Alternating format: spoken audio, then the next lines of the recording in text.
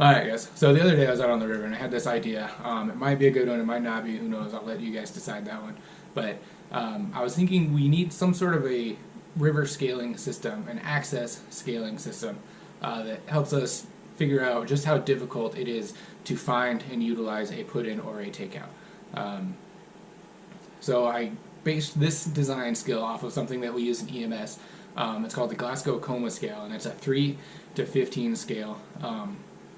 And we use that in EMS to notify the hospital while we're en route of how conscious the patient is, how awake and oriented the patient is before we arrive. So this scale I'm going to use 3 different sections. Each section is scaled 1 to 5, and so you add them all up together. And so the perfect score that you would want out of this river access scale is a 3. So that'd be a 1 from each section, because you can't get lower than a 1 in each section. So a terrible score on the river access scale would be 15. That means that in every way, shape, and form, that put in or takeout is extremely difficult. And I do think that we should have a river access scale for put in and one for takeout, just so people can kind of know which one is going to be more difficult. So I'm going to go through each section here and just kind of tell you guys about each one and give some examples as well. So the driving portion is our first section. It's graded 1 through 5. All the sections are going to be 1 through 5. So the first section is easy. It's the driving portion. So the number 1 would be easy to see right off the main road.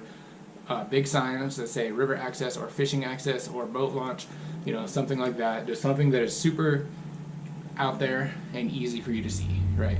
And so a 5 on the driving portion of the river access scale would be 5 or more turns and several miles off of a main road with no markings or no signs saying, hey, this is where put-in is, or this is where the river access is. Okay. So we're going to go into the portage section now. The portage section is number 1 is a easy carry from trailer to ramp to a river bed. Okay. So let's say something like Fish Creek on the Locksaw. You can go straight from your trailer straight to that really nice ramp that they have right there, and you can go straight down to the riverbed. Super easy, quick, nice. It's just easy, right? So that would be a 1 there. And a 5 on that scale would be like a long obstructed carry. Uphill, downhill, trees in the way, rocks in the way, or a fence maybe, something like that. That would be something that would be a 5 when it comes to the portage section of the river access scale. And all of this is going to be an opinion kind of thing. Different people are going to be more lenient in different ways, or super harsh in other ways. So everyone might be giving every section a 5 just because it's difficult. But you're going to put your number somewhere between 1 and 5 in there and add it all up at the end, right? So the third section is the water access section. And basically what it goes off of is a number 1 would be a short carry or an easy carry over the riverbed to the water, meaning the rocks are very easy to traverse. They're not slippery. There's not big rocks, and you have a nice eddy to put the boat into when you're starting out, right? So a 5 in the river section, the water access section, would be you're going up and over big boulders down out there on the riverbed. You're having to carry up and over some of those big boulders, or the rocks are super slick and it's kind of dangerous for walking. And then you're starting out right in kind of fast water, or maybe even in a actual rapid, kind of like there at BZ Corner when you're putting in. You're kind of right there in some fast-moving water, and that eddy is pulling back in. So that's just kind of another little section there. So I wanted to give an example here, and actually put together a river access scale for a river out there. And I want to use the Hood River in Oregon as an example.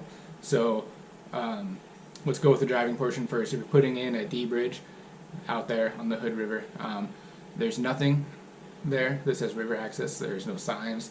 There isn't anything there that would tell you, hey, this is where you put in the water. The only reason I knew anything was because of American Whitewater, and the page there gave a little bit of a description, but I still showed up there. And so I think as far as the driving portion goes for the river access scale, the Hood River is going to get a 5 because it's several miles off of a main road or highway. I guess there's a small highway that runs through there, but unless you really know where you're going, you're not going to find that. there also isn't anything that says, hey, river access right here. So I'm going to give the Hood River put in 5 on the driving portion. So then let's go to the portage section, right? Walking around there wasn't anything that was big enough or nice enough or easy enough to put a raft in. You're looking around and there isn't anything that says, hey, this is where you put a boat in. So we searched around for about half an hour, maybe 45 minutes, trying to find the best place to get the boat down to, and we actually ended up finding this hill that was back in the woods that was about, I don't know, 70 feet long or so. Fairly steep grade, nothing too difficult though. And so what we did was we tied a rope to the raft and slowly lowered it down this hill, guiding it in between trees.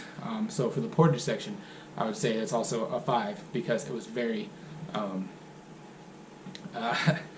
difficult to get the boat down to where we needed to put it in. So then I'm going to go to the next section here, which is the water access section. So there wasn't a nice big eddy there to put in at when we got down to the water, but it also wasn't that fast moving, and it was a fairly okay spot. So I'm going to give the water access there at D Bridge put in about, I don't know, I'd say a 2, maybe a 3, which is going to round us out to a 12 or 13 on the river access scale, kind of showing that that river is pretty difficult to get a boat down into. So if I tell you that for a raft, non-commercial, going down the Hood River, your river access scale for put in is going to be a 12, and you're going to be like, okay, well, I need to leave early then because I'm going to have to put in some work and try to find out where I'm going here. So let's do the takeout of the Hood River. So this one was kind of interesting. All the kayakers take out at Tucker Bridge there. And we ended up popping our raft. Our original plan was to go from D all the way down to the Columbia, but we ended up popping our raft, and we were struggle busting it the entire rest of the river. So when we got to Tucker, we decided to take out there, and getting a raft out of that section was really challenging. There is a, I don't know, it's not very high, maybe 20 feet elevation change going up underneath the bridge, but you're on a narrow footpath that is, basically wide enough for a person. So we ended up having to turn the raft up on its side and carry it up this steep path underneath the bridge and around the corner. So let's give the driving portion of that Tucker Bridge, very easy to find if you know what you're looking for. I guess there wasn't any signs that said water access here, but it did say Tucker Bridge, and that's pretty easy to find. So I'm going to give that one like a 2, on that section. So the portage section was absolutely terrible, right, because it was uphill, it was kind of obstructed, had to turn the boat, but I don't know if I'd give it a 5, so I'll give that one a 4. So we're at 6 right now, right? And then I'm going to give the water there at takeout, I think I'm going to give it a 1 because there was a nice slow eddy right there. It was very easy to pull over and get out where we did, so I'm going to give that a 1. So the takeout of that section is a 7 there for the Hood River takeout for a raft. And it would have been a whole lot easier had our raft been fully inflated and easy to carry out, but it was a bit of a pain in the ass there. So that's my example. I just kind of wanted to give that to you guys. Now I want you to take this, I want you to think about it for a while, and if you think it's totally unnecessary and we don't need it, then just tell me that, hey, we don't need any more numbers to remember, we don't need anything else to remember. But if you guys like the idea and you want to work with it, give me some suggestions. Maybe we can change a few things, and we'll see what we can put together here. Thank you for your time, and see you next week.